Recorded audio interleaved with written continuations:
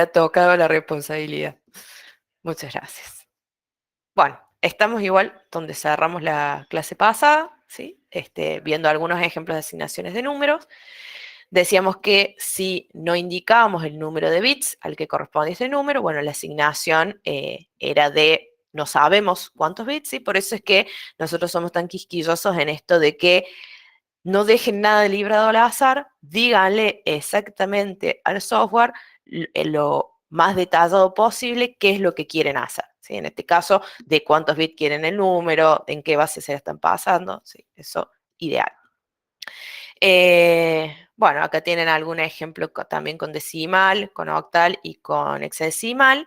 Y acá, como les decía, si yo no le digo nada, no sabe qué número de bits tiene, pero se asume que es una base 10. Obviamente, siempre lo que se va a guardar en una variable es binario, ¿sí? Acuérdense que estamos generando hardware, o sea que solo tenemos valores altos y bajos o unos y ceros. Una cosa medianamente útil es el uso del guión bajo, ¿sí? El guión bajo en los números es transparente, o sea, este número escrito así o sin el guión bajo acá da lo mismo, ¿sí? Pero por ahí a ustedes les resulta cómodo poder separar un numerito para indicar, por ejemplo, porque esto es una parte del número que indica la entrada y esto la salida, por ejemplo, ya vamos a ver algunos casos. Entonces, bueno, lo pueden usar simplemente para que ustedes sea más fácil visualizar las distintas partes de ese número. Acá lo que tienen es un ejemplo de cómo manipular bits, ¿sí? El ejemplo lo que tienen es una señal I, ¿sí? Que es de 12 bits y se le hace una asignación de esta forma, ¿no? Fíjense que ya, como les decía, no le estamos asignando una función, esto no es A más B más C, sino que le estamos asignando bits, ¿sí? Bits que le tenemos que indicar en qué posición de estos 12 bits que tiene I van a estar. ¿Sí? Entonces, ¿cómo hago para asignar estos valores? Una forma es la concatenación. ¿Sí? Esta estructura ya les puede sonar y la habíamos visto en la Green Card del ECB8. ¿Se acuerdan que abajo de todas las instrucciones tenían algunas indicaciones de cómo se armaba el address o cómo se armaba el número de instrucciones a la hora de hacer un salto? Bueno, veíamos estructuras como esta, ¿no? Estas llaves, ¿sí? Y terminan en punto y coma, lo que me indican es que acá adentro hay una concatenación. Una concatenación de elementos que están separados por comas, ¿sí? Entonces, por ejemplo, acá en los bits más significativos, si esto se respeta este orden, va lo que está en otra señal que se llama A entre los bits 2 y 1. O sea, me va a traer el bit, como vemos acá, A2 y el bit A1. A continuación, esto lo que indica es, repetime 3 veces lo que está entre las llaves, ¿sí? O sea que estaría 3 veces el bit 0 de otra señal B, ¿sí? Entonces, acá en el resultado, o sea, acá abajo es lo que va quedando en I, tengo B0, B0, B0. A continuación, concaténame el bit 0 de A, ¿sí? Y te lo pone acá. Y a continuación, poneme 6 bits que van a ser 1, 0, 0, 0, 1, 0. ¿Sí? Entonces, acá me pone esos 6 bits. ¿Sí? Acuérdense que cada una de estas señales, ¿sí? Tiene en ese bit un solo valor, con lo cual acá me quedaron 12 bits. Estos los tengo literales y acá tengo referenciado al valor de 0. Lo que haya en el bit 0 de A, eso es lo que va a venir y se va a cargar acá. Perdón, Delphi, una aclaración, así no queda colgado. Si en un valor literal en Verilog no se especifica la cantidad de bits, se asumen 32 bits. Bien, gracias. ¿Mm? Bueno, todo esto ya les dije. ¿Y si no fuera de 12 bits, el Y? Bueno, acá les dice, ¿no? Si I fuera más grande, lo que va a pasar es que toda esta asignación que nosotros hicimos se va a ir a la parte baja de I, ¿sí? Y todos los bits más significativos se van a completar con ceros, ¿sí? O sea, por defecto asume que todo lo que le estamos pasando se ordena, en realidad yo se los leí de acá para allá, pero se ordena desde el menos significativo hacia la izquierda, ¿sí? Entonces, lo que vería, por ejemplo, si y fuera de 13 bits, acá adelante se me hubiera puesto un 0, ¿ok? Si es más chico, probablemente Quartus le tire el error o directamente lo que haga sea truncarles y decir, por ejemplo, si fuera de 10 bits, bueno, te va a asignar todo esto y a estos dos los vas a perder, ¿sí? El Quartus en general te avisa, pero no siempre te lo tira como error, ¿sí? Entonces, presten atención eso, a los tamaños de las cosas y a lo que les pasa. Sí, un warning te tira, pero bueno, estos chicos por ahí no leen los warnings, así que ojo, warning con leer los warnings. Porque cosas como estas sí aparecen ahí. Y otra cosa importante es esto, ¿no? Fíjense que está acá en rojo, yo les voy resaltando lo que me parece más importante, es que en este caso particular, si yo no le hubiera dicho que estos son 6 bits, esto me hubiera completado con ceros a la izquierda, ¿sí? Entonces, entre medio del bit A0 y esto tendría un montón de ceros, según nos dice Agustín, serían 32 menos 6, ¿sí? Y eso es lo que se estaría asignando ahí. Entonces, sobre todo en casos como este, es fundamental que ustedes indiquen cuántos bits son los que están asignando.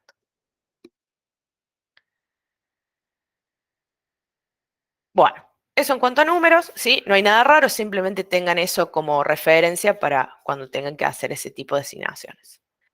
Lo que nos vamos a pasar ahora es al modelado estructural, ¿sí? Que la idea era describir módulos más complejos a partir de módulos más simples, que habíamos visto primero como ejemplo que Quartus ya tenía por defecto algunos modulitos, que eran las compuertas que habíamos usado en el primer ejemplo, pero que además nosotros podíamos en un proyecto generar módulos simples y interconectarlos entre sí. Este ejemplo se trata justamente de eso. Y fíjense, lo que tienen es el módulo MUX2, que ya habíamos declarado antes. Este sí está hecho de forma comportamental. Tenía entradas de 20 y de 21, que eran de 4 bits. Una entrada de selección, ¿sí? Porque este MUX es de 2 entradas y una variable de selección entre ellas dos.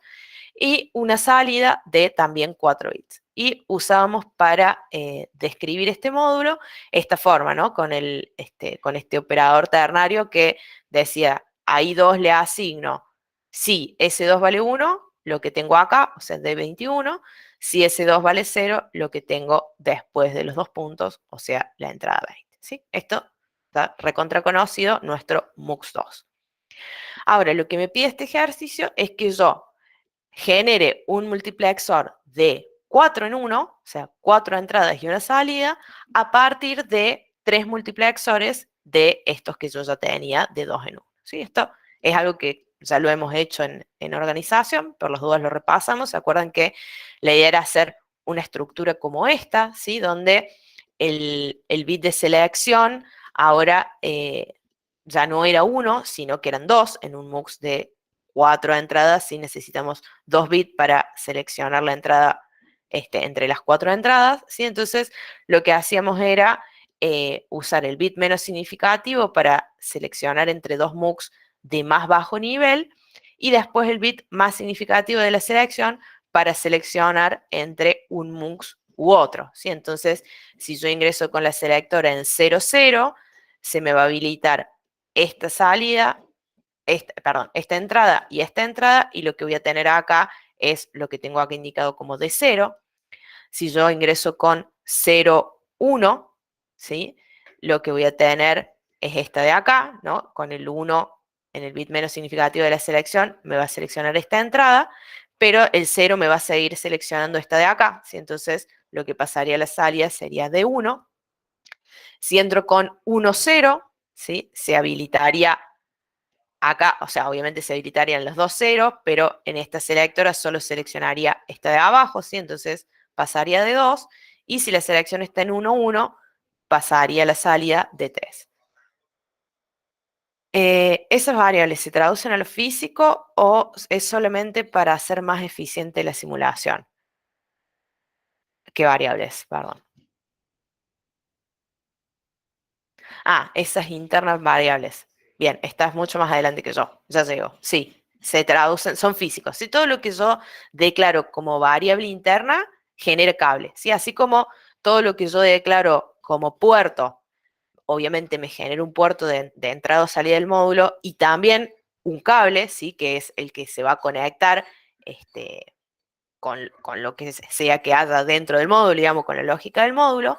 Ahora, como estoy haciendo interconexiones entre módulos, lo que tengo es que expresar de forma literal, ¿sí? O sea, declarando esas variables, cuáles son los cables que voy a usar, ¿sí? Entonces, ahora sí, me paso el código. Y fíjense, lo que hacemos es, primero declarar un módulo que va a ser nuestro MUX de 4 en 1 y que ahora va a tener 4 entradas, ¿sí? Que son estas que ven acá, de D0 a D3, que siguen siendo de 4 bits. La entrada de selección ahora va a ser de 2 bits, ¿sí? Que es esta que ven acá. Y la salida y va a seguir siendo una sola salida de 4 bits, que es esta que tienen acá. Lo que sigue después es la declaración de variables internas, ¿sí? Fíjense que acá yo tengo un cable que sale de este MUX que tiene las palabras bajas, digamos, las entradas bajas, y se conecta a la entrada de este MUX que acá le llama Final MUX, ¿no? Y por otro lado, tengo un cable que sale de este MUX que tiene las entradas más altas, ¿sí? Y se conecta a la segunda entrada de este Final MUX, ¿sí? Estos cables no son accesibles desde el exterior. Fíjense que todas las otras conexiones que se ven son conexiones que están hechas hacia los puertos que acabamos de declarar. Pero como esto no va hacia ningún puerto, es puramente interno, los tengo que declarar yo a la fuerza como variables internas, ¿sí? Entonces, este low sería el cablecito este que va entre el low mux y el final mux, y este high va a ser el cablecito este que va del high mux al final mux. ¿Sí? Una vez que declare ya todas esas variables para las conexiones internas, empiezo a hacer mi interconexión entre bloques. Lo primero que tengo que hacer para eso es instanciar los módulos que voy a usar. ¿Cómo instancio los módulos? Primero, llamo por el nombre al módulo que voy a usar, ¿sí? Acuérdense que, y de acá viene esto del Quartus tan quisquilloso con que los módulos y los archivos tengan el mismo nombre, ¿sí? Con esto lo que yo le estoy indicando es, che, anda a buscarte el módulo MUX2 que está en mux2.sb, ¿sí? Pero directamente pasándole el nombre del módulo ya lo interpreta. Después le tengo que asignar un nombre a esa instancia, que es el nombre que va a tomar dentro de mi diseño jerárquico, ¿sí? En este caso low mux, o sea que lo que estoy declarando es este mux, ¿sí? Y después tengo dos formas de hacer las conexiones, ¿sí? Entre este mux y mi módulo mux4, ¿sí? Una de esas, que es la que vemos acá, es hacer la declaración en orden. Es decir, cuando yo declaré MUX2, dije, primero está la entrada de 20, después la de 21, después la de selección y después I2. ¿Sí? Entonces, yo me voy acá y digo, a D20, que era esta, yo le quiero conectar D0 del MUX4. Entonces, acá escribo D0.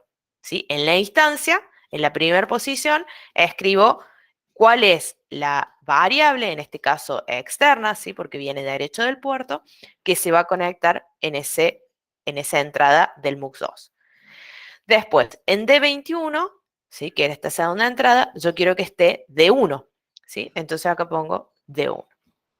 Después acá tenía la selección, ¿sí? Entonces, la selección, acuérdense que este MUX es bajo, entre el bit 0 de la selección de MUX4.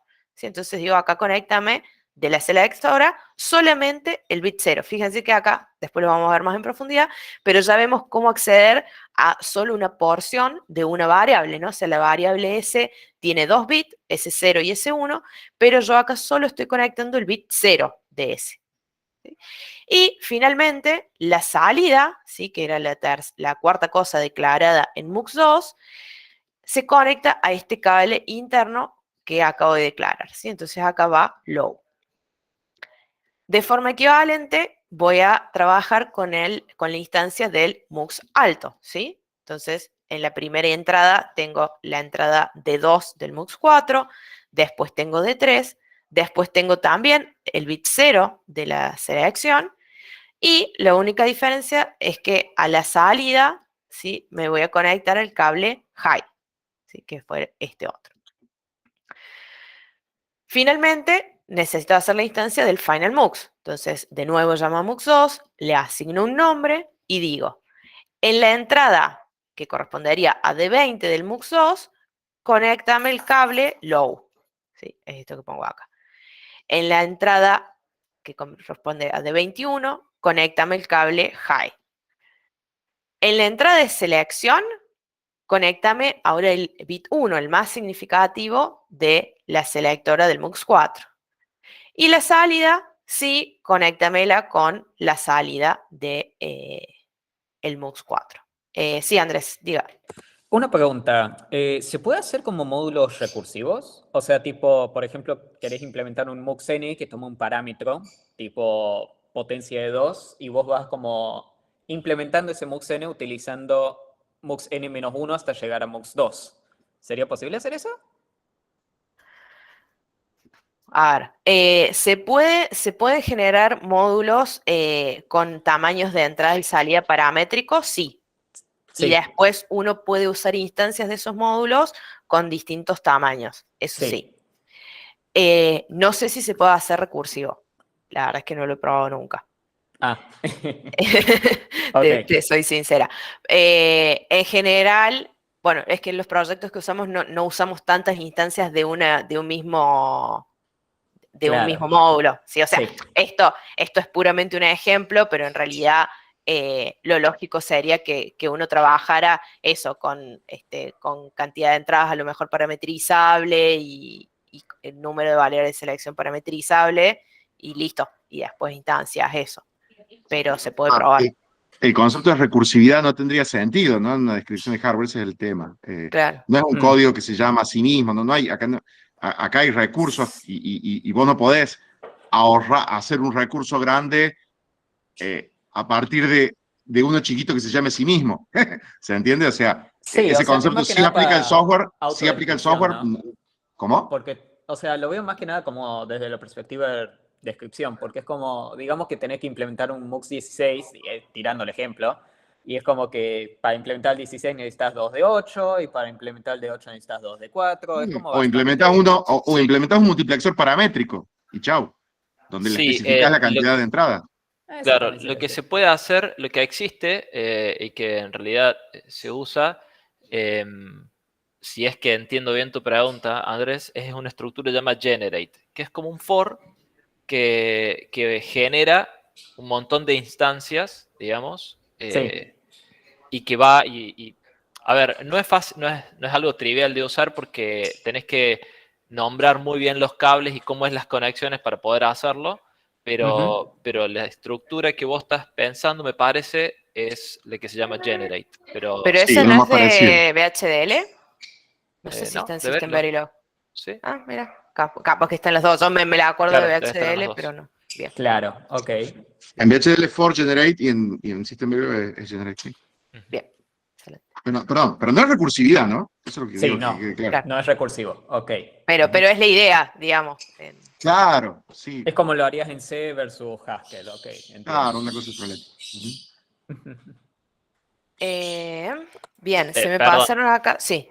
el problema de eso es que es súper peligroso, ¿no? Porque es re fácil perder dimensión del tamaño de hardware que estás implementando, ¿no? Porque cada iteración del for o del generate en realidad está instanciando un montón de hardware, digamos. Entonces, vos agarrás y a veces decís, bueno, a ver, pongo acá un generate y como te diste cuenta, te usa todo el FPGA, digamos, ¿no? Eh, es un poco peligroso por eso. Claro, acuérdense que esto, lo que no pueden hacer sí es ir generando hardware mientras se está ejecutando algo, ¿sí? Acá ustedes pueden usar esa estructura para ahorrarse quizá de escribir cierta cantidad de módulos, pero finalmente eso se va a analizar como una cosa completa, se va a decidir cuántos MUX hay y esos son los que se van a implementar. Y como dice Gonza, corres el riesgo de que no te entre eso en la FPGA. Sí, Karen. Ahí yo tenía la duda de por qué a los primeros dos se le pasa un 0 y al otro se le pasa un 1, y ahí estábamos charlando en los comentarios de por qué podría ser, y quería ver si lo entendí bien o si estoy diciendo cualquiera, que tiene que ver con una cuestión de secuencialidad, digamos, para que primero por decirlo así, ejecuten, no sé la palabra, los primeros dos y después el otro, o por qué se les pasa a los primeros dos el 0 y después el 1. Esto, bien, entiendo tu pregunta. Esto pasa todo a la misma vez, ¿no? O sea, no es que se pasa primero uno o primero el otro. Lo que estamos usando acá es viendo cuál es el más significativo y cuál es el menos. O sea, cuando nosotros hicimos esta distribución y dijimos, bueno, vamos a usar 2 MUX a la entrada, sí, esto creo que queda claro que es porque necesitamos 4 entradas y cada uno de ellos tiene 2, entonces decimos, bueno, vamos a usar 2 MUX para hacer uno de 4 en 1, ¿sí? Y decimos, en este MUX bajo vamos a conectar las entradas de 0 y de 1.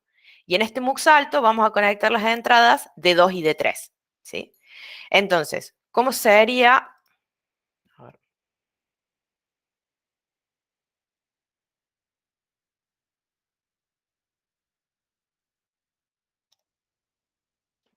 Así sería un MUX 4 en 1, ¿no? Bueno, imagínense que esto sería D0, D1, D2, D3, esto sería S0 y S1, y esto sería la salida ahí, ¿no?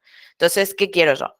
Si las dos están en 0, que D0 se conecte a la salida ahí. Si este está en 0, acuérdense que la 1, acá están al revés, pero la 1 es la más significativa, ¿sí? Entonces, si este está en 0 y este está en 1, quiero que salga de 1. Si este está en 1 y este está en 0, quiero que salga de 2, y si las dos están en 1, quiero que salga de 3, ¿sí? Entonces, yo uso la variable 0, en este caso, o sea, el bit 0 de la variable de selección, para elegir dentro de cada uno de los MUX si lo que estoy dejando pasar es de 0 o de 1, o en este caso, de 2 o de 3, ¿sí? Este es como el bit menos significativo de esa variable de selección. Y ahora, con este segundo MUX,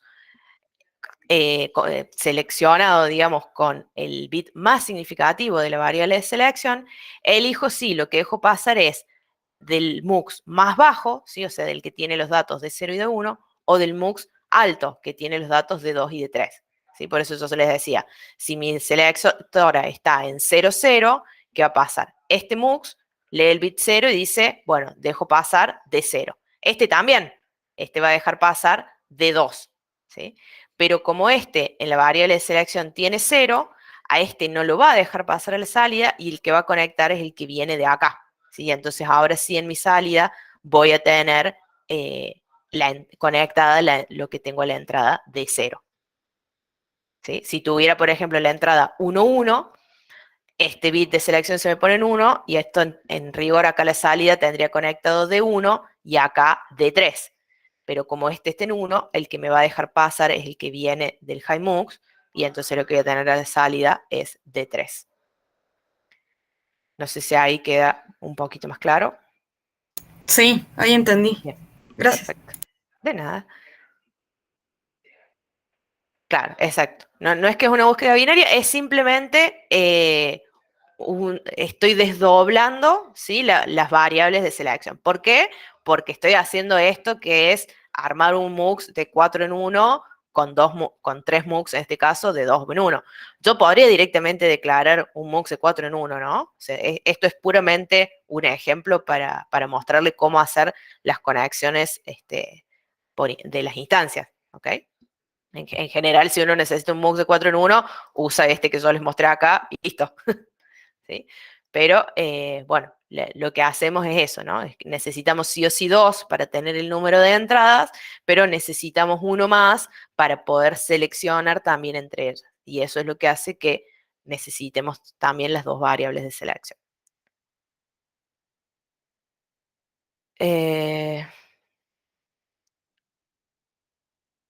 En general, para memoria, acuérdense que lo que usábamos eran los decodificadores, ¿no? No los MUX. Pero sí, el MUX era esto que era como como si fuera una llave selectora, justamente. Bueno, no quiero usar selectora porque es como justo el nombre, pero eso, ¿no? Es, yo pongo en I lo que tengo en D0, o lo que tengo en D1, o en D2, o en D3, dependiendo de cuál es la que esté seleccionando, ¿sí? Como si fuera un switch.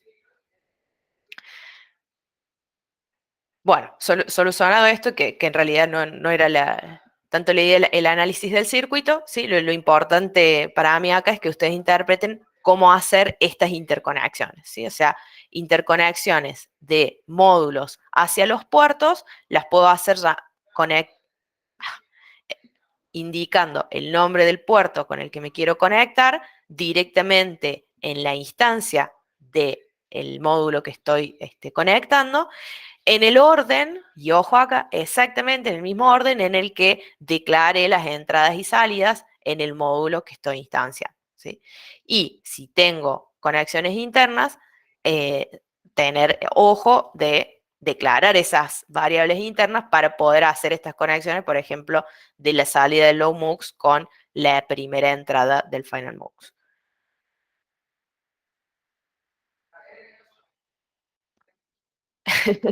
Tienen que meter la rueda, chicos, lo siento. No, hay. Tiene un wizard el Quartus para generar algunos modulitos, pero de nuevo, lo que nosotros vamos a hacer es tan fácil y el Quartus es tan grande que por ahí corren el riesgo de, por usar eso, que les meta cosas raras que no son en realidad las que ustedes quieren hacer, ¿sí? Entonces, para los módulos simples, mi recomendación es descríbanlos ustedes y asegúrense de que hacen lo que quieren que hagan. Y después para la conexión en el diseño jerárquico, ahí ya no les queda otra y ahí sí la tienen que hacer a mano. Pero sí, hay algo en Quartus de templates y Wizard. Bueno, ¿qué pasa con esto? Yo les decía que esto lo conectan en orden y a mí me parece eso súper riesgoso, ¿sí? Porque si vos después en algún momento acá dijiste, me olvidé de meter una variable, bueno, una entrada, bueno, se la agrego acá, ¿verdad? Rompiste todo, ¿sí? Todas las conexiones se fueron porque ya ese orden no es, se te corrió uno, caos. Pero bueno, esto se puede hacer. ¿Cuál es para mí la mejor forma de instanciar un componente? Hacerlo de esta forma. Y acá lo único que cambia es que las instancias se hacen por nombre. ¿Cómo es esto? Fíjense, nuestro módulo MUX2 sigue siendo el que era, ¿sí? Ahora voy a declarar un MUX4 con los mismos puertos que el que teníamos recién y las mismas variables internas. ¿Sí? Voy a hacer exactamente el mismo circuito. ¿Cuál es la diferencia acá? Cuando yo llame a las instancias de MUX2, les voy a dejar bien claro qué puerto de MUX2 es el que quiero conectar con qué puerto o variable de MUX4, ¿sí? ¿Cómo lo hago? Usando esta estructura, ¿sí? Entonces, punto, nombre del puerto en MUX2, ¿sí? En este caso, D20. Acá sigo respetando el orden, ¿no? Pero no es necesario. Punto, D20. Y entre paréntesis, el puerto o la variable de MUX2 con el que lo quiero conectar, ¿sí? Este lo voy a conectar con D0, coma. Punto D21, indico la segunda entrada del MUX. A esta le quiero conectar con D1 del MUX4. Bien, entonces entre paréntesis D1, coma, punto. S2, ¿sí? Que era como se llamaba la selectora en MUX2. En S2 quiero conectar el bit 0 de la selectora de MUX4. Bueno, eso lo pongo entre paréntesis y la salida lo mismo, ¿no? Punto y 2 y entre paréntesis lo conectábamos con la variable low. Esto yo acá lo hice respetando el orden porque me parece un poco más fácil de seguir, pero no es sensible al orden, ¿sí? Haciéndolo de esta manera, solo es sensible a los nombres. Entonces yo podría hacer algo como en estos otros dos ejemplos que tiene acá, donde fíjense que sigo haciendo las mismas conexiones que tenía en estos dos casos, pero ahora las estoy haciendo desordenadas. Solo para que después cuando quiera volver a ver esto, me explote la cabeza. ¿Sí? O sea, mi recomendación es igual hagan el orden, pero si lo hacen desordenado, les va a funcionar igual. ¿Sí? La idea es simplemente eso, que respeten los nombres, tanto de lo que es la declaración del puerto en el módulo original, como lo que es el nombre del puerto o la variable interna en el módulo de mayor jerarquía. Bien, Julián. Él me pregunta de que haya declarado input logic S2 sin definir la cantidad de bits, ¿no puede llevar a errores? No es que va a llevar a errores, es que esto está asumiendo que ese S2 es de un bit, ¿sí? O sea, cuando yo hago una declaración de este tipo, yo le estoy aclarando, estos son entradas de tipo logic, que son bases de 4 bits, ¿sí? Del 0 al 3. Si yo digo input logic y no le digo nada y le paso el valor, esto asume que es un valor de un bit, ¿sí? Pero no hay error. Creo que lo pueden declarar, como sería redundante, pero yo podría ponerle acá corchetes 0, digamos, para indicarle que es un solo bit, pero si no le digo nada, lo asume por defecto. O sea, si le paso ese 2 de más de un bit, se rompe. Claro, sí. O sea, acá estoy asumiendo que ese 2 es de un bit. Fíjate que acá cuando hago la instancia, le asigno un solo bit de S, que acá en MUX 4S es de 2 bits, pero le asigno uno solo. Si yo le asignara 2 bits, lo más probable es que tome el bit menos significativo y ese se lo asigne, pero de nuevo, no dejen nada librado al azar, díganle exactamente cuál es el bit que le quieren pasar. Siempre, sí, Candela, siempre, si yo no le digo nada, input logic, nada, asume que es de un bit. Perfecto. Bueno, eso es diseño jerárquico, o sea, no, de nada.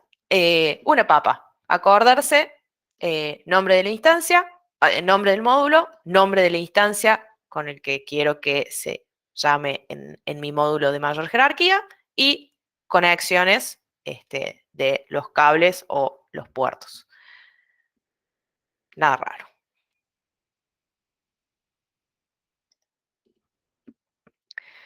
Bueno, esto es algo que ya les había mostrado previamente y es que cómo trabajar cuando uno quiere asignar partes de bases a distintas señales, ¿sí? Distintos cables. Por ejemplo, acá de nuevo, estos ejemplos son horribles porque uno dice, ¿por qué haría esto? Pero bueno, les quiero poner como algo que ustedes ya conocen, como es el MUX, como para que que lo nuevo sea solo el System Verilog, ¿sí? Entonces, acá lo que les dice es que ahora quiero un multiplexor de 2 en 1, ¿sí? Pero lo que quiero es un multiplexor que sea de 8 bits a partir de 2 multiplexores de 4 bits, ¿sí? De nuevo, no es la manera ideal de hacerlo, pero se puede. ¿Cómo se hace? Bueno, mi módulo MUX de 8 bits va a tener 2 entradas, ¿sí? Acuérdense, este sigue siendo de 2 en 1. Ya no estamos en el 4. Se va a tener entradas de 0 y de 1, pero yo le tengo que aclarar que ahora son de 8 bits. Va a tener una sola variable de selección, ¿sí? Por eso la declaro solo como input logic. Y una sola salida, pero de 8 bits. ¿Sí? Entonces yo dije, bueno, quiero construir esto, pero a partir de 2 multiplexores que yo tenía, pero que son de 4 bits. ¿Sí? Entonces, ¿cómo lo haría? Y acá vamos al grafiquito y después vemos cómo hacerlo acá. Yo diría, cuando yo seleccione estos 2 MUX, claro, hay Agustín, que es el loco de las memorias, nos dice, esto es como cuando conectábamos 2 memorias en paralelo, tal cual. A ver, vamos a analizar las salidas, que esto capaz que les resulte más directo. ¿Se acuerdan que nosotros decíamos, tengo 2 memorias que tienen salidas de 8 bits y quiero generar un dato de 16? Pero es loco lindo. Quiero generar un dato de 16. Entonces decíamos, bueno, en un chip guardo la parte baja de la palabra, en otro la parte alta y después armo un bus que tenga las dos partes. ¿Sí? Bueno, esto es lo mismo, ¿no? Yo voy a tener un MUX que tiene 4 bits de salida, ¿sí? De 0 a 3, y otro MUX que tiene otros 4 bits de salida. Pero lo que voy a decir es, este MUX me va a dar los bits menos significativos de la salida. Entonces me va a dar los bits del 0 al 3. Y este MUX me va a dar la parte más significativa de la salida. Entonces me va a dar los bits del 4 al 7. Estos dos bases se van a conectar entre sí, pero esto no es una conexión física, sino es como si vinieran y convergieran, ¿sí? En 8 cables, ¿sí? Pero esos 8 cables son los que van a ir a nuestro puerto de salida de 8 bits, ¿sí? Entonces, al juntar este de 0 a 3 y este de 4 a 7, tengo todos mis bits del 0 al 7, ¿sí? Algo equivalente pasa a la entrada, ¿sí? El MUX menos significativo me va a dar los 4 bits menos significativos de D0 o de D1 y este otro me va a aportar los bits más significativos, ¿sí? Nota acá importante que la entrada de selección está conectada con los dos multiplexores, ¿sí? Porque yo cuando quiero, por ejemplo, poner en la salida, conectar la entrada D0. Necesito las dos partes, la parte baja y la parte alta, ¿sí? Entonces me tengo que asegurar que los dos MUX estén seleccionando el mismo puerto, ¿sí? Para tener D0 acá y D0 acá, simplemente los voy a ordenar de distinta forma para que alguno me forme una parte de la palabra y otro la otra, ¿sí? ¿Cómo hago esta conexión en mi módulo jerárquico? Bueno, acá, por cuestiones de espacio, yo lo que hice fue hacer las conexiones de forma posicional, ¿sí? Entonces, ¿se acuerdan que nuestro MUX 2 tenía primero la entrada 0, después la 1, después la selección y después la salida? Bueno, voy a hacer lo mismo, ¿no? Digo, voy a llamar a MUX 2, voy a generar una instancia que se va a llamar LSB-MUX y le voy a conectar los bits menos significativos de esta entrada de 0, o sea, del 0 al 3, también los de 1, a ese se la voy a conectar así como está, y a la salida voy a obtener los bits también 0 a 3 de I. Y después voy a declarar una segunda instancia de los bits más significativos, donde en la entrada 0 voy a conectar los bits del 4 al 7, en la 1 del 4 al 7, en la selección la selectora como estaba, y a la salida los bits del 4 al 7. ¿Sí? Entonces, ¿cómo puedo acceder a una parte de un bus o a ciertos bits de una señal? Directamente indicando de esta forma cuáles son los bits que quiero conectar o a los que quiero acceder. ¿Sí? No es nada muy loco. Es muy similar a lo que hacíamos acá, ¿no? Que decíamos, bueno, me traigo el bit 0 de la variable de selección 0.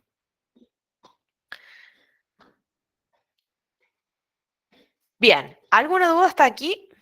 Porque ahora nos vamos a pasar a lo que es declaraciones que nos van a servir tanto para seguir generando alguna lógica concurrente, ¿sí? Para circuitos combinacionales, pero también estas estructuras son las que vamos a usar cuando queramos describir circuitos secuenciales. ¿Sí? ¿Se acuerdan los circuitos secuenciales que hacíamos los registros o las máquinas de estado? ¿Sí? Todos estos circuitos que de alguna manera respondían al clock, ¿sí? Y en general lo que nosotros usábamos y que vamos a seguir usando son los flip-flop, particularmente los flip-flop D. ¿Sí? ¿Se acuerdan que el flip-flop D era yo tengo una entrada D y una salida Q y mi salida en general no cambia, salvo que venga un flanco de clock, positivo o negativo, dependiendo cómo yo lo defina, y en ese caso lo que está en la entrada D se copiaba a la salida Q. Bueno, vamos a ver circuitos de este tipo. Bueno, yo asumo que no hay dudas, cualquier cosa me escriben, me abre el micrófono, me levantan la mano. El bloque que vamos a usar o la sentencia que vamos a usar para escribir este tipo de bloques es este always, ¿sí? ¿Cómo es una estructura de un always? En general es así, ¿no? Es un always, arroba y una lista de sensibilidad que va entre paréntesis y después alguna asignación, si alguna sentencia particular. ¿Cómo funciona esto? Esto quiere decir que lo que hay dentro de esta estructura always solo se va a analizar si algo cambia en la lista de sensibilidad, ¿sí? Ya vamos a ver que acá podemos poner distintas cosas. Uno puede poner una variable de entrada, ¿sí? Entonces decir, bueno, si A cambia, entonces volveme a analizar lo que hay adentro. O si viene un flanco positivo de clock, analízame lo que hay acá adentro, ¿sí? Entonces esto es siempre esta estructura, always, arroba y algo que es mi lista de sensibilidad, ¿sí? A lo que responde el hardware que voy a describir acá adentro, ¿sí? Si esto se cumple, entonces se entra, digamos, y acá es donde la cosa se empieza a poner más parecida al C, si se quiere, y se analiza lo que hay acá. De nuevo, esto se va a analizar antes de, o sea, durante el proceso de síntesis, antes de generar el hardware, después nunca se ejecuta esto ni nada. ¿Sí? ¿Qué tiene esta estructura always de complicado? Esta estructura se heredó del Verilog, ¿sí? Y es súper sensible a lo que ustedes pongan, tanto en la lista de sensibilidad como adentro, ¿sí? Para ver qué es realmente el circuito que va a inferir, ¿sí? Entonces, necesita que uno preste mucha atención a lo que pone ahí para realmente, si uno quiere hacer, por ejemplo, un modelo que sea solo de lógica combinacional, que no te infiera un latch, ¿sí? O si alguien quiere, si queremos trabajar con circuitos con flip-flop, bueno, que efectivamente lo que me genere sean flip-flop y no latches, ¿sí? En la materia no vamos a usar los latches, ¿sí? Por eso son como los oscuros, los odiamos. Dígale no al latch, ¿sí? Tanto... ¿Y no le podés indicar ese tipo de cosas? Sí, sí, no me cuenten el final de la historia, che. Les voy a mostrar. En realidad, lo que pasa es que System Verilog tiene todo este montón de reglas que ahora les cuento, pero en realidad lo que hizo fue, bueno, ¿sabes qué? Te voy a generar 3 always distintos, uno para combinacional, uno para latch, uno para flip-flop, y déjate de renegar, ¿sí? Pero bueno, les cuento porque por ahí hay algunos que prefieren o que quizá vieron Verilog antes y se sienten más cómodos con el always. Bueno, todo esto es lo que hay que cumplir, por ejemplo, para que un always infiera lógica combinacional, ¿sí? La estructura es la misma que vimos recién, always, arroba y algo, ¿sí? Y la lista de sensibilidad. La lista de sensibilidad no tiene eventos, no analiza eventos, ¿sí? O sea, acuérdense que la lógica combinacional respondía a las entradas y salidas por niveles. Si A vale 1 y B vale 0, la OR de los dos vale 1, ¿sí? Pero nunca veíamos en qué momento la A pasó a 1 o en qué momento B se hizo 0, ¿sí? Entonces, a la lógica combinacional no le interesa cuándo pasó esto, solo que las entradas tienen un estado, ¿sí? Entonces, no hay evento de control. ¿Cómo son los eventos de control? Posets o negets, ¿sí? Eso sería, si viene un flanco positivo de y alguna señal de entrada, o si viene un flanco negativo. ¿Sí? ¿Se acuerdan que el positivo era si la señal pasa de 0 a 1 y el negativo era si pasa de 1 a 0? Bien, la lista de sensibilidad, y esto es lo más importante si lo graban a fuego, la lista de sensibilidad tiene que incluir todas las entradas de ese bloque, ¿sí? ¿Por qué? Porque en la lógica combinacional, cuando cualquier valor de las entradas cambia, la salida se actualiza, ¿sí? Entonces, como yo a este procedimiento solamente lo voy a analizar cuando cambie algo en la lista de sensibilidad, me tengo que asegurar de que todas las entradas estén en esta lista de sensibilidad, ¿sí? Dentro del bloque no puede haber otros controles de eventos. Todas las variables escritas se deben actualizar ante todas las posibles combinaciones de entrada. Bueno, esto sí va a pasar, sí, o sea, esto es más una indicación, ¿no? Todo lo que ustedes pongan ahí adentro se va a reevaluar cada vez que se entre a ese always, ¿sí? O sea, cada vez que se cumple algo de la lista de sensibilidad, se analiza y se analiza todo. No es que si, no, acá había puesto algo que no dependía de A y solo cambió a A. No importa, se reanaliza todo. Y esto sí, una cosa muy importante que no es inherente a la lógica combinacional, sino al uso de los always en general. Van a ver que ahora vamos a empezar a hacer por ahí más de una asignación por módulo, ¿sí? Vieron que al principio nosotros decíamos, bueno, le asignamos ahí A más B. Después empezamos, bueno, le asigno ahí 1 a más B, ahí 2 a menos B, ahí 3 a... Bueno, todas esas cosas pasan al mismo tiempo. Concurrente con todo eso, pasa lo que hay dentro de un always, ¿sí?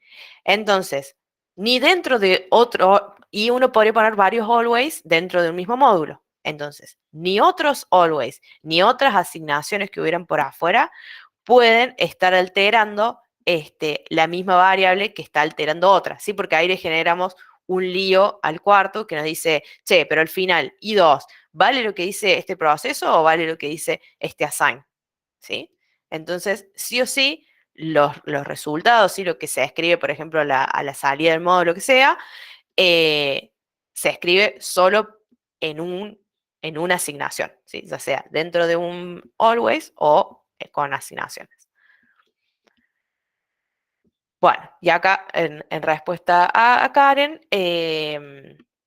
lo que hizo System Verilog es decir, bueno, te genero 3 tipos de always, ¿sí? Y te facilito un poco la vida para no inferir cosas raras. Entonces, ¿cuál es el que nunca vamos a usar? Always latch. Odiamos los latch, no los queremos.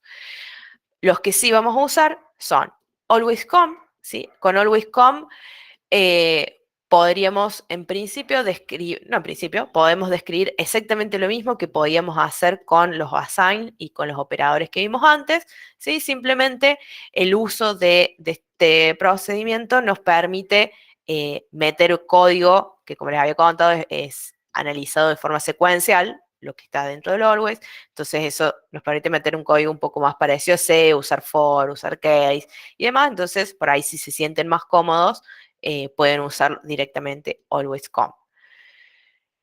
La ventaja de este es que como ya sabe que vos estás queriendo generar un circuito combinacional, no necesita lista de sensibilidad, porque por defecto sabe que en la lista de sensibilidad va todo, ¿sí? Entonces no te pide que se lo escribas, pones always come, nada más, y listo, se da cuenta.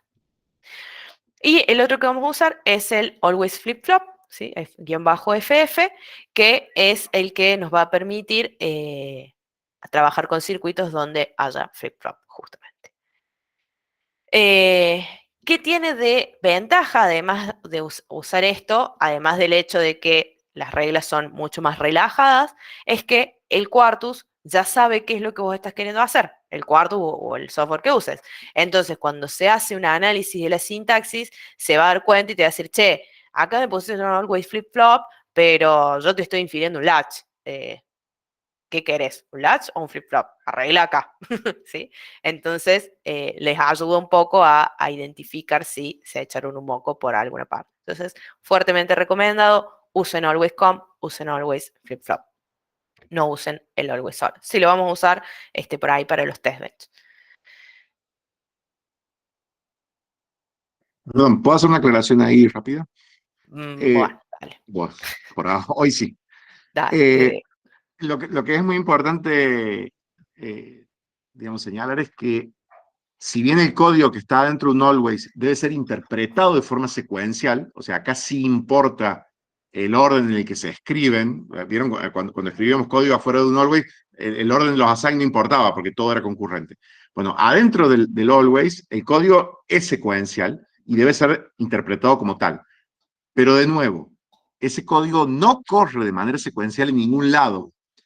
Solamente se hace una evaluación secuencial para describir el comportamiento del circuito y la herramienta infiere un circuito a partir de ese comportamiento descrito secuencialmente. ¿Está claro, no? O sea, no, de nuevo, no corre el programa de forma secuencial en ningún momento. De hecho, cuando se evalúa un proceso, ya sea porque cambió una señal, porque cambió una señal de la lista de sensibilidad, por lo que fuera, o sea, en los momentos en que se evalúa, es como que el tiempo se detiene. La realidad no está, digamos, ¿no? Entonces, se hace la evaluación y cuando se obtiene un resultado, ese es el resultado que termina saliendo del circuito. Pero eso en la realidad se produce de manera instantánea, ¿sí? Solo que para poder describirlo en forma secuencial es necesaria una instancia de este tipo. Bien, gracias por la aclaración. Perdón, pero los vamos a machacar con esto todo lo que podamos. Por si no les quedó claro, se los vamos a volver a repetir un par de veces más. Eso, exacto. La ejecución es secuencial y no hay ejecución. En todo caso hay una implementación. Bien. Bueno, entonces, vieron que cuando yo les mostré originalmente, les decía, bueno, ustedes evalúen el always y entran y hay una sentencia que se ejecuta. Bueno, lo que vamos a ver acá es un ejemplo de qué pasa si yo quiero hacer más de una cosa dentro de ese always, ¿sí? Entonces, acá vemos, si no es el mismo ejemplo, le pasa raspando del que vimos al principio que hacíamos con los assign, ¿sí? Bueno, una forma de escribir el mismo circuito, que asignaba a las salidas I1 y 5 estas distintas funciones AND, OR, SOR de las entradas A y B. La descripción del módulo hacemos igual, se llama gates, tiene entradas A y B y estas salidas I1 y 5, pero ahora lo vamos a implementar o describir con este always, ¿sí? Fíjense, always-com y no hay lista de sensibilidad, porque ya le dije que esto va a ser lógica combinacional.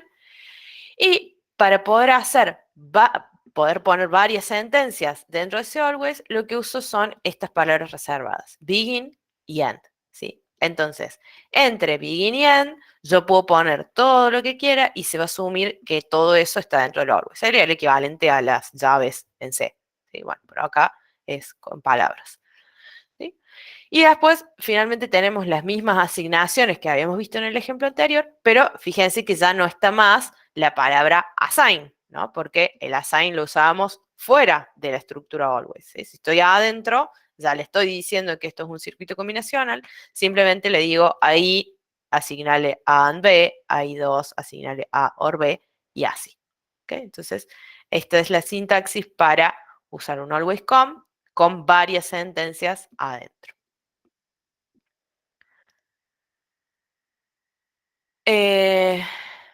Bueno, acá un ejemplito, ¿sí? De algo importante, que es lo que yo les decía de el problema de que se infiera latch en una lógica combinacional. Acá tienen dos ejemplos. Un ejemplo es un always solo, donde digo que en la lista de sensibilidad están las entradas A y N, y digo if N, o sea, si N vale 1, ahí asignale A, ¿sí? En principio, esto me diferiría a una lógica combinacional, ¿no? Porque estoy poniendo las dos entradas, que estoy usando por lo menos acá en esta parte del ejemplo, que son A y N, y obviamente, bueno, I sería una salida. Otra forma de escribir esto sería usando always-com, ¿sí? Entonces, no hay lista de sensibilidad y directamente digo, si N, ahí asignale A. ¿Ok? Estas dos cosas me infieren el mismo circuito. Pero ambas dos me lo infieren mal. ¿Cuál va a ser la diferencia? En este caso va a pasar el error. En este caso, el software les debería dar un warning de que lo que están generando acá no es lógica combinacional. ¿Alguno se da cuenta por qué? ¿Cuál es el error acá? Por el if, mucho más. If puedo usar, if dentro del always-com, eso ya lo tienen que haber visto con el profe del teórico, es una de las estructuras que tenemos. ¿No tiene assign? No. Acuérdate que una vez que estamos dentro de un always, el assign no existe más. El assign es cuando quiero asignar cosas por fuera, digamos, solitas. Falta begin y end. Sí, en realidad esto es como si fuera, esto es una sola sentencia, ¿no? O sea que no habría problema ahí. Falta el else. Ahí va. Bien, Luciano. Llegamos. Falta el else. Y entonces, ¿qué pasa? Fíjense, esto dice, si la señal en está en 1, ahí le asigno A. Y si la señal en no está en 1, ¿qué hago? Claro, exacto. No están consideradas todas las posibilidades de esta variable de entrada que yo estoy usando para preguntar, ¿sí? Ese, si en vale 0, ¿qué hago? Automáticamente el software dice, bueno, te guardo el valor anterior, porque no sé qué ponerte. Entonces, ante la duda, te guardo el valor anterior. ¿Cómo te guardo el valor anterior? Te mete un latch. ¿Sí? Entonces, con el latch dice, bueno, mientras n esté en 0, yo te sigo manteniendo el valor viejo en la salida ahí. Y cuando n valga 1, sí, te asigno A. Entonces, eso nos metió un hardware que no queríamos utilizar, un tiempo de delay que quizá no queríamos tener, ¿sí? Entonces, siempre que se genere un latch en una lógica que es puramente combinacional, mal. Entonces, muy importante que se tengan en cuenta todas las posibilidades de la señal de entrada, ¿sí? En el caso de A, no hay problema, porque acá valga 0 o valga 1, nada, se va a asignar ahí.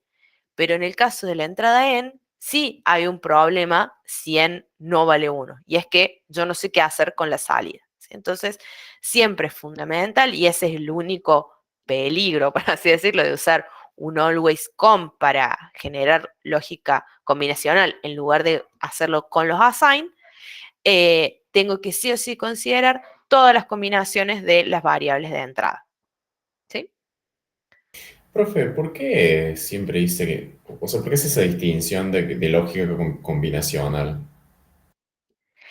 Porque cuando nosotros hagamos lógica secuencial, o sea, cuando nosotros usemos el always flip-flop, ahí no es grave que nosotros dejemos una instancia sin identificar, porque el flip-flop automáticamente hace eso. O sea, es inherente a la funcionalidad del flip-flop que mientras no hay un cambio en la entrada, yo mantengo el estado de salida. No me va a generar nada nuevo, no me va a poner una cosa rara en mi circuito, ¿sí? Entonces, en el always flip-flop no tengo este problema. Solo se da en este caso de los combinacionales, ¿sí? Porque en el combinacional, acuérdense que yo no tengo nada que guarde información en el tiempo, sino no tengo memoria.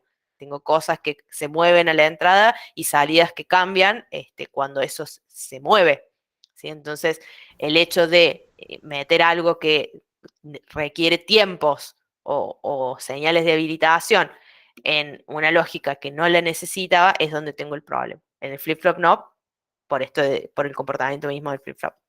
Claro, entiendo, gracias. Bien, de nada. Si yo tengo un always arroba A y adentro tengo una sentencia que modifica A, eso sería un loop infinito, ¿no?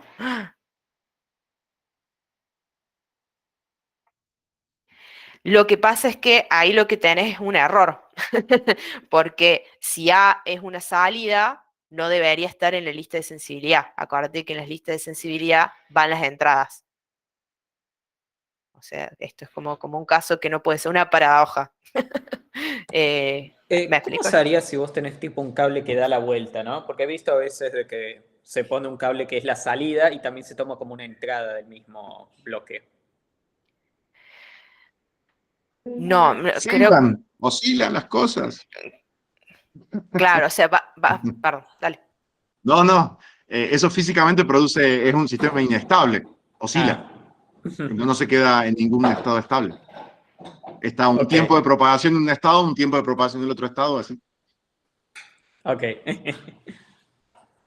Claro, Gracias por aclarar. te lo va a dejar hacer, pero eso, electrónicamente va a fallar. Si lo que querés hacer es un oscilador, está bárbaro, digamos. Ah, sí, totalmente. Pero en Pero no, general lo que no lo pasa es queremos, que claro. los osciladores solo oscilan cuando uno no quiere hacer un oscilador. Claro, Cuando uno eso quiere es hacer claro. el oscilador, nada, no oscila ni palo. Todos somos, los electrónicos somos muy sensibles con los osciladores porque es un tema difícil y son muy mañosos los osciladores. Va, yo por lo menos tuve esa experiencia. No es tuya la experiencia. En el diseño de RF hay un dicho que dice es la ciencia donde los amplificadores oscilan y los osciladores amplifican, digamos. Claro. Bueno, para que vean que todos con algo en algún punto nos encontramos y renegamos. Bueno, vuelvo. ¿Cómo uso el always para generar lógica secuencial? ¿Sí? Y en este caso, como odiamos los latches, solo en los ejemplos de la lógica secuencial, donde yo quiero trabajar con flip-flop. ¿Sí? Primero, bueno, siempre tengo always, arroba y la lista de sensibilidad, pero ahora esa lista sí tiene que analizar eventos. Acuérdense que el flip-flop no trabaja por nivel, sino por flanco. Entonces, yo sí o sí tengo que analizar si, por ejemplo, vino un flanco positivo de clock o vino un flanco negativo de clock. Dentro de always no puede haber otro evento de control, o sea, solo me fijo en los eventos en la lista de sensibilidad.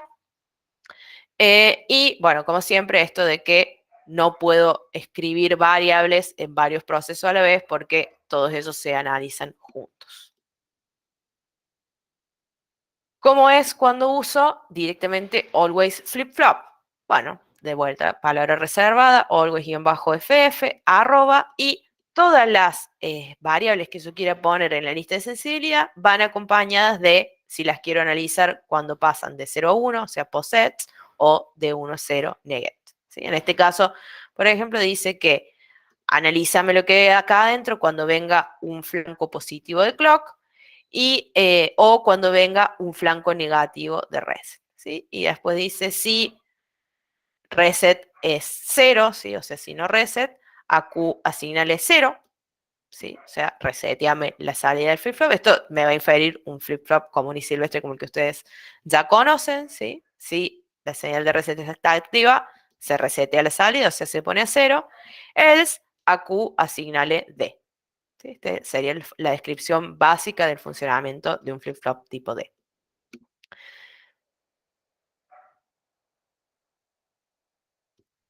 Bueno, nada.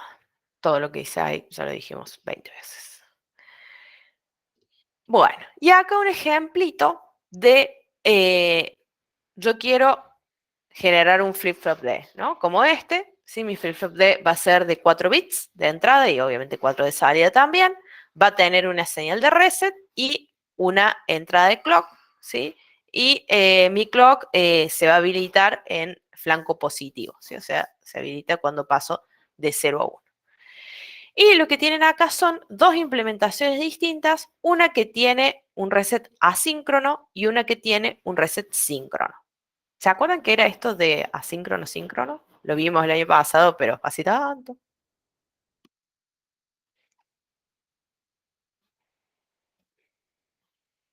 No. ¿Cómo O era más sea, o menos? yo hice la otra materia hace como 4 años porque me cambié de facultad, así que... Uf, hace más que tanto. Bien, bueno, repasadita. Todo lo que sea... Sí, ya llegamos a las asignaciones, pero sí, en secuencial. Fíjense que ahora cambia, ¿no? Que veníamos usando, acá usábamos el igual solamente para asignar y acá de pronto apareció un piquito igual para asignar, ¿sí? Como dice acá Francisco, eso también es una diferencia entre la descripción de lógica combinacional y secuencial, pero ya llegamos. Vamos con el reset síncrono asíncrono. Todo lo que sea síncrono tiene que ver con que está relacionado a un evento del reloj, ¿sí? O sea, está sincronizado con el clock de ese módulo. Todo lo que sea asíncrono significa que se da de forma independiente de ese clock. Entonces, yo les decía que, por ejemplo, vamos acá. Yo les decía que cuando viene el reset, a Q le asigno 0, ¿sí? Ahora, la evaluación de ese cuando viene el reset se puede dar de dos formas, ¿sí? Una sería como esta, donde fíjense que reset está en la lista de sensibilidad. Entonces, si viene el reset, en cuanto venga este flanco negativo, se va a evaluar lo que está acá adentro, ¿sí? Y entonces, en ese mismo momento que viene el reset, a Q se le va a asignar 0, ¿sí? Independientemente de si vino una señal de clock o no. ¿Sí? Ahora, supónganse que esto no está, ¿sí? Que este always flip-flop solo es sensible al evento de clock, ¿sí? Entonces, hasta que no llegue un evento de clock, yo no voy a saber si reset está 0 o en 1, ¿sí? Porque no voy a reevaluar nada de lo que hay acá adentro, ¿sí?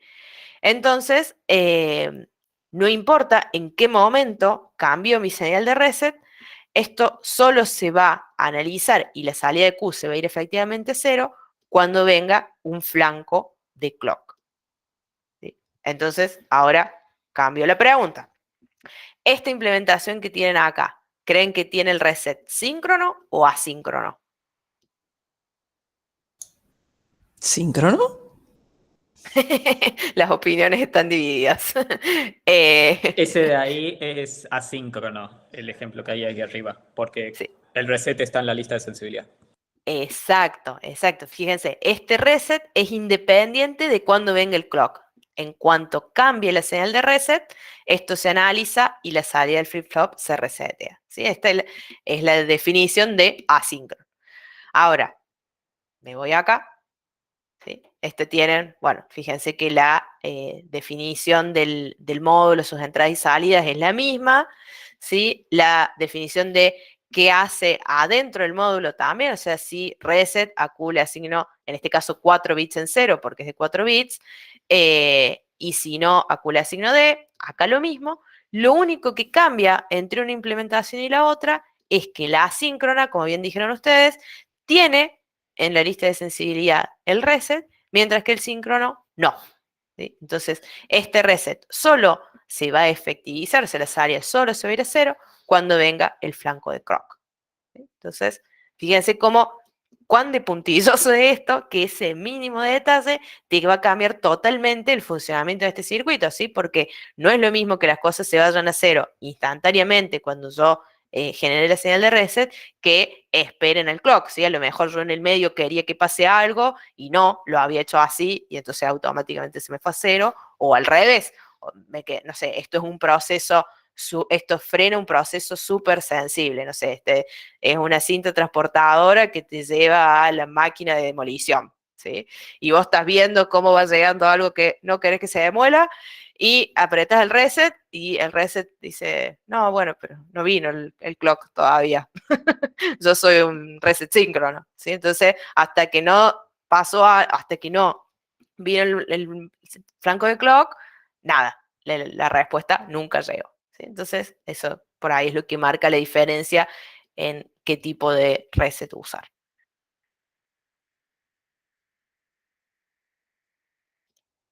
Bien. Sí. No, bueno, pensé que alguien había abierto el micrófono.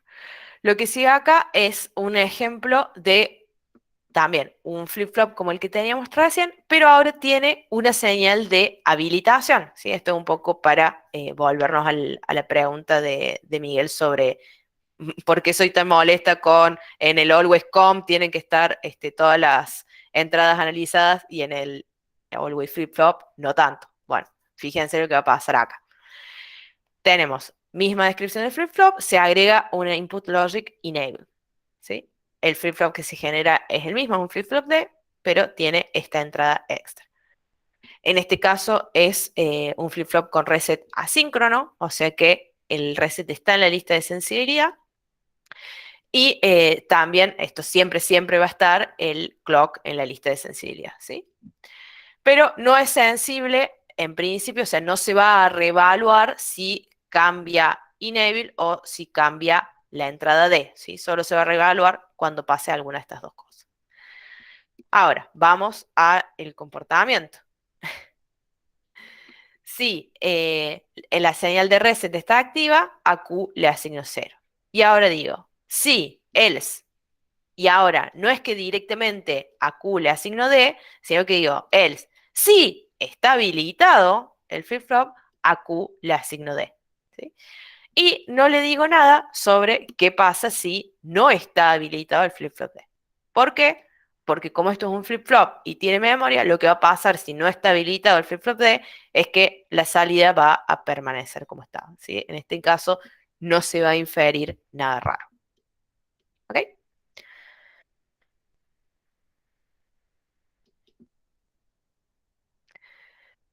Bueno, hasta ahora lo único que vimos es sentencias if, ¿no? Vimos que hay if, else, que si yo quiero hacer un else y después otro if, lo hago de esta manera, así con eso puedo ir anidando los if, else de forma similar a C.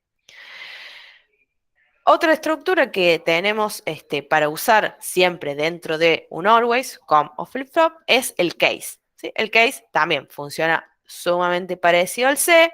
Yo, primero, bueno, el always. Acá fíjense que no tengo begin y end, a pesar de que tengo muchas cosas definidas adentro de este always, pero en realidad la sentencia, este case, viene siendo como una sola sentencia. Por eso no es necesario que lo ponga. Pero por ahí es una buena práctica ponerlo siempre para no errarle, ¿sí? Al Pero final va a pasar solamente una cosa, ¿no?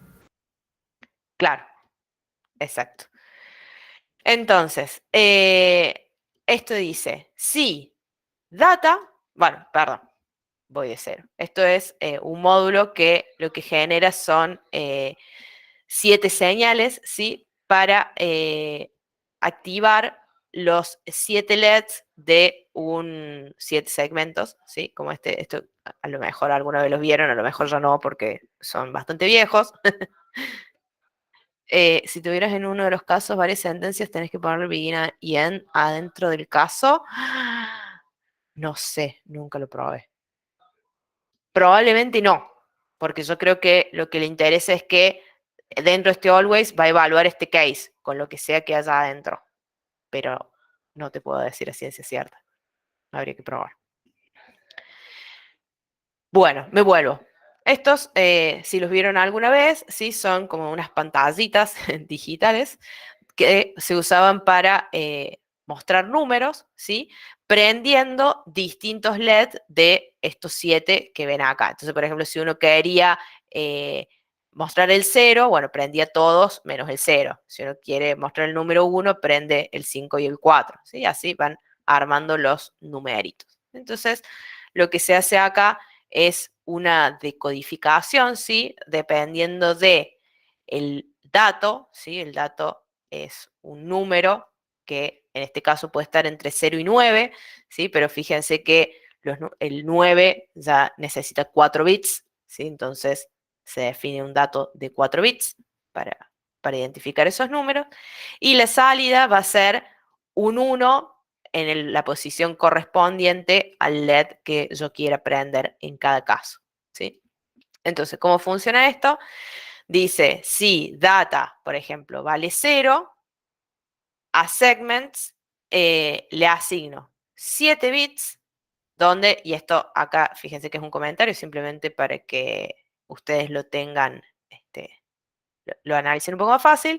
Entonces digo, en el bit 0, asígname 0, en el 1, 1, en el 2, 1, en el 3, 1, 4, 1, 5, 1, 6, 1. ¿Sí? Este es el que les decía, prende todos menos este.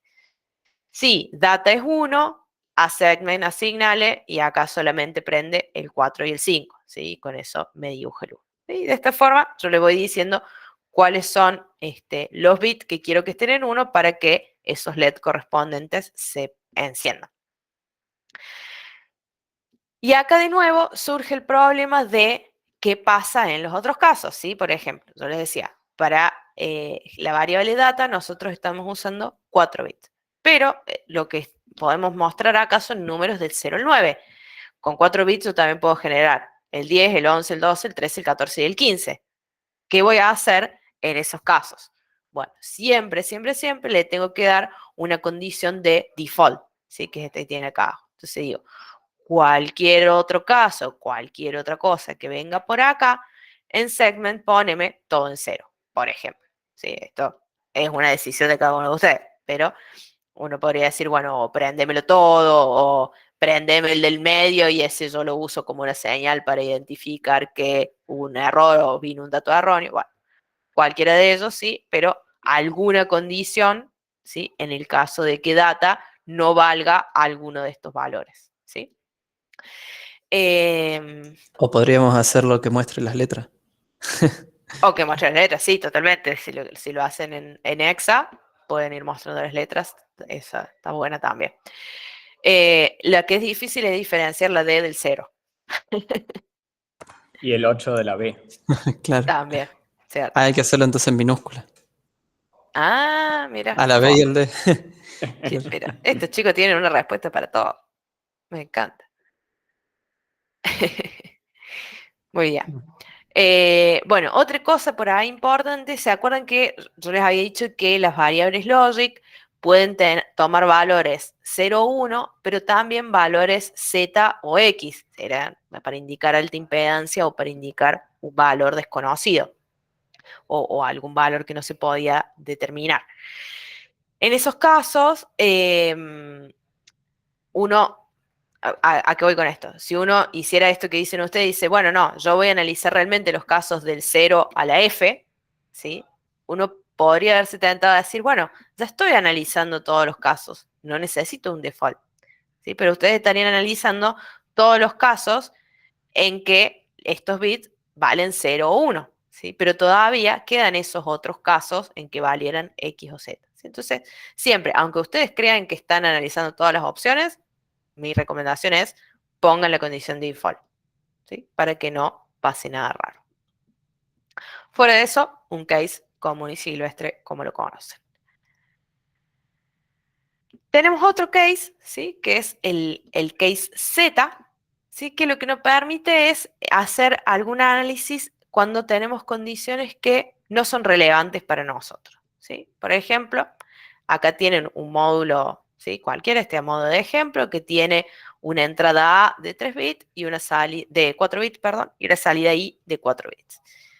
Y dice, always come, sí o sí, porque adentro voy a poner esta estructura. Esta estructura no puede ir fuera de un always.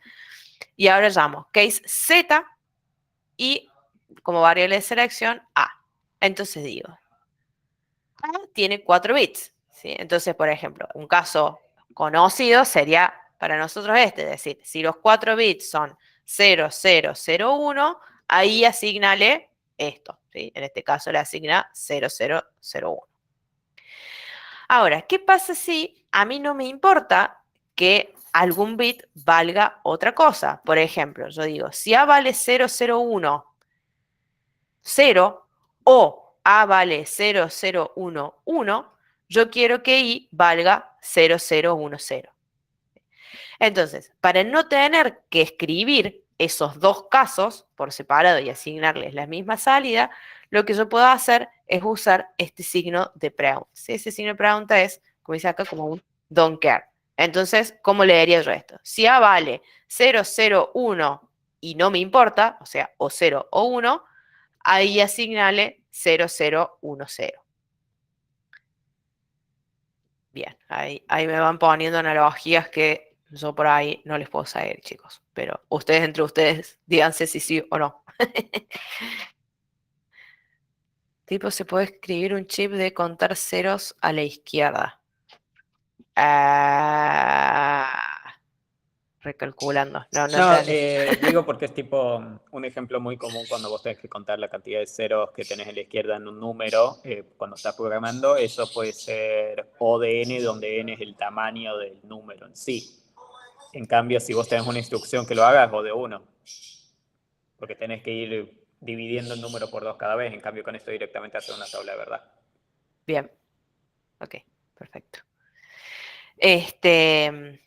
Bueno, y así con todos los bits que yo quiera, ¿no? O sea, por ejemplo, acá es, si el bit 3 de A vale 0 y el bit 2 de A vale 1, no me importa cuánto valen los bits 1 y 0, ahí asignale esto. Y en este caso particular, solo me importa el valor del bit más significativo de A, ¿no? O sea, el bit A3 vale 1, ahí asignale eso. Entonces, como digo, solo me interesa este bit y no todos los demás, bueno, asignándoles estos signos de pregunta o don't care en la pregunta, ¿sí? Lo único a tener en cuenta acá es que esto, ¿no? No es case, es case Z para poder usar esta estructura. Y, bueno, tengan en cuenta que efectivamente les dé lo mismo que esto valga 0,1, ¿sí? No pongan don't care en cualquier lado porque pueden generar una lógica rara, que no es la que ustedes esperan, ¿sí? Y siempre también la condición de default, ¿sí? Al igual que con el otro case, nos aseguramos de que estén contemplados todos los casos. Me perdí un poco. O sea, el case Sí. Z lo que te da, a diferencia del case, es la posibilidad de usar el signo de pregunta o en Exacto. específico. Ah, listo. Perfecto. Exacto. Es simplemente para avisarle, podría ser el case que se bancara los signos de pregunta, ¿no? Porque generaron otro case que se llama case Z, ya ahí no sé. Pero eso, la única diferencia, fíjate que la sintaxis y la estructura es todo lo mismo, o sea, acá lo que cambia es que yo acá, por ejemplo, data lo está analizando en decimal, ¿sí? Y acá al A lo estoy analizando en binario, es simplemente porque es más fácil demostrar esto, pero a este otro también lo podría haber puesto en binario y andaría igual. O sea, toda la sintaxis interna es la misma, lo único que cambia es eso, que el case Z me permite trabajar con condiciones no importa. Excelente. Bueno, llegamos a las asignaciones, ¿sí? Como bien notaron,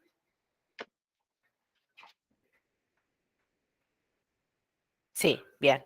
Ahí dice Agustín eso, ¿no? Ojo con las condiciones sin cuidado porque, bueno, estamos permitiendo que algunos bits tomen distintos valores y no siempre eso es correcto. ¿Sí? Pero ya van a ver que de hecho para el lago lo van a usar. Bueno, les decía, asignaciones, ¿sí? Ustedes bien descubrieron por ahí, al saber que case no tiene signo de pregunta, puede hacer algunas suposiciones y ser más rápido. Es posible que esa sea la razón de que lo hayan desdoblado en dos cases distintos. Sí, tiene sentido. Bueno, ahora sí, vuelvo a las asignaciones. Como bien habían identificado, estábamos usando el signo igual para trabajar con lógica combinacional y el signo piquito igual para asignaciones cuando trabajábamos con lógica secuencial. ¿Sí? La diferencia entre uno y otro es, como dice acá, el piquito igual hace asignaciones que son no bloqueantes y el signo igual hace asignaciones bloqueantes. Señora, ¿qué me habrá querido decir? Bueno, en realidad lo que pasa es que, por ejemplo, acá, ¿no? Vamos a analizar un poco el código y después cómo funciona. Esto tiene un módulo que se llama SyncGood y SyncBad, pero no importa, fíjense que para empezar son lo mismo. Tiene una entrada de clock, una entrada D y una entrada Q, y una salida Q, perdón, las dos son lo mismo. Y se define una variable N1, sí, que probablemente sea una variable interna, sí, de este modulito. Y después hace un always flip-flop que depende del flanco positivo de clock. Hasta ahí todo igual. Ahora, en este caso de la izquierda, usa asignaciones no bloqueantes y dice a D le asigno a N1 y después N1 se lo asigno a Q. Termina. Y en principio parecería que hace lo mismo. Dice, asigno D a N1 y después asigno N1 a Q. Lo único que cambia es el tipo de operador que usa para hacer la asignación. ¿Cuál va a ser la diferencia en el análisis de estos módulos al momento de hacer la síntesis? En estos que son bloqueantes, el análisis se va a hacer de forma secuencial. O sea, primero se va a decir N1 es igual a D y después Q es igual a N1. Mientras que en esta asignación no bloqueante, el análisis se va a hacer todo junto. ¿Sí? Entonces va a decir, tengo que asignar al mismo tiempo D a N1 y N1 a Q. ¿Sí? O En sea, como principio, que encola el valor de D en definitiva, ¿no? Si lo estoy entendiendo bien. sí, exacto. Ok. Entonces, acá Karen dice, Q igual a D en el bad y en el good sería Q igual a N1. Exacto. Y miren cómo va a ser el resultado de la implementación. ¿Sí? ¿Qué va a pasar? En este caso, va a decir N1 es igual a D y después Q es igual a N1. Entonces, ¿para qué estoy haciendo esto? Te lo resumo y directamente le asigno a Q el valor de D y te genero un flip-flop. Pero lo que yo quería hacer en realidad era esto, era decir, no, haceme dos flip-flop. Uno, dale la entrada D y que salga por N1 y que en el otro entre N1 y salga en Q. ¿Sí? Entonces, esto es como que al hacer el análisis de forma secuencial, después se atribuye la posibilidad de decir, bueno, no, te voy a mejorar esto y te voy a suprimir un flip-flop. Y en realidad, lejos de mejorarlo, lo que hizo es un funcionamiento que no era el que nosotros esperábamos. Quartus sí nos deja ver cómo armar el circuito, lo vamos a ver, yo pensaba que esta clase, pero todo indica que la clase que viene. Pero, como yo les había comentado, lo vamos a ver cuando sean así, circuitos chiquitos y fáciles de interpretar. Ya después, cuando nos vamos a lógicas un poco más complicadas, te deja ver, pero no se entiende nada lo que te muestra. Pero cosas como esta, esto podrían, si quieren ustedes, probarlo y ver si no me creen, que esto da así. Entonces, bueno, esta es la razón por la cual existe esa diferencia. Simplemente eso. Acuérdense, esto úsenlo como regla general para no inducir errores. Cuando trabajo en un always come, hago asignaciones de este tipo, pero cuando trabajo en un always flip flop, la asignación la hago con piquito igual. Sí, lamentablemente se va a tener que ser como una regla de fuego para que no nos encontremos con cosas raras.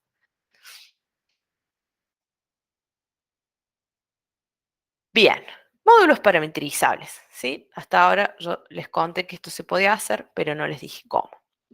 Sí, en general, ¿qué pasa? Y nos va a pasar también en el práctico.